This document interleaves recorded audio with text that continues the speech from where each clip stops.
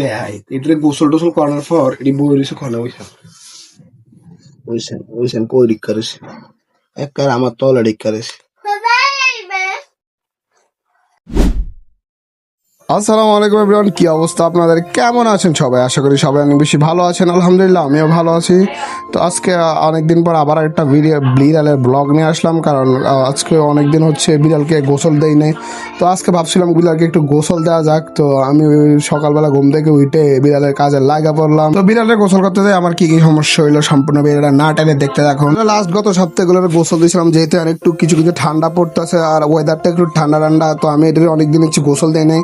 So এটার গোসল দেওয়ার আগে এটার যে এর মধ্যে থাকতো আমি ওই জিনিস মানে ওই খাঁচাটার আগে পরিষ্কার করতেছিলাম। তো প্রতিদিনে খাঁচাটার ময়লা করে রাখে, একদিন আম্মু পরিষ্কার করে, একদিন আমি পরিষ্কার করি। যেদিন আম্মু পরিষ্কার করে ওই দিন কালা ভাই আমার ওপর দিয়ে যা ঝড় তুফান যায় একমাত্র আমার আল্লাহ জানে। সকাল হইতে রাত পর্যন্ত মানে ইফতার রাখ পর্যন্ত আম্মু শুধু আমার লগে ওয়াজ মাহফিল করতে থাকে। তা আমি আর কি করলাম, বিড়াল যেহেতু পারি কথা তো শুনতে হইবই।